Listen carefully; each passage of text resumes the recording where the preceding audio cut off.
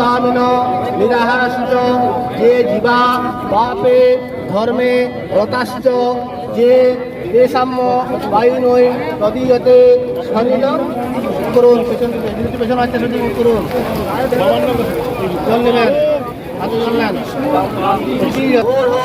পঞ্চসমস্ততা সর্বেতে মৃত্যু বন্দেতনা বিনাশদা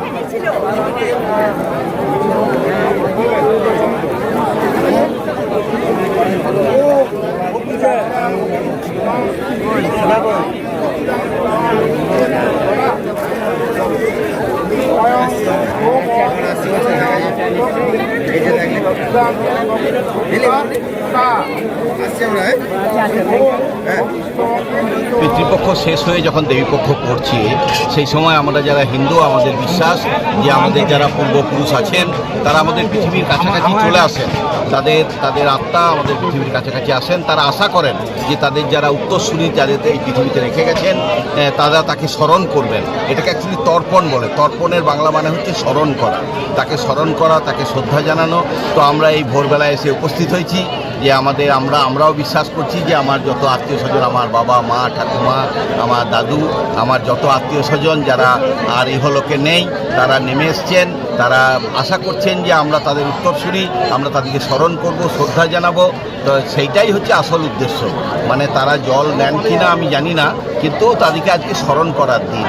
আমরা যে তাদেরই উত্তরসূরি, তাদের নিয়েই আমরা বেঁচে আছি, এইটাই স্মরণ করার দিন। সেই উপলক্ষেই আমরা এখানে এসেছি। আপনার নাম? আমার নাম আমি প্রদীপ চ্যাটার্জি, সিটি সেন্টার। এটা হচ্ছে পিতৃতর্পণ।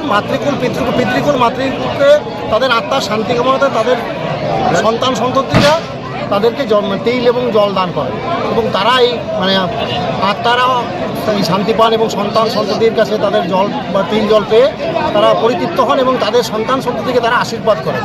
এই তর্পণ যুগ যুগ ধরে হয়ে আসছে। যে তর্পণ পিতৃতর্পণ আজকে পিতৃতর্পণের শেষ দিন, অমাবস্যা মহালয়ার পরে এরপরে দেবী পক্ষ পড়ে যাচ্ছে। কোন জায়গায় হচ্ছে এটা? এটা হচ্ছে আপনার দুর্গাপুর ব্যারেজে দামোদর ঘাট, আরতি ঘাট। এই আরতি ঘাট থেকে প্রতিদিন আরতি হয়। আপনার নাম? আমার নাম হচ্ছে নয়ন পণ্ডিত। একটু জল নিচে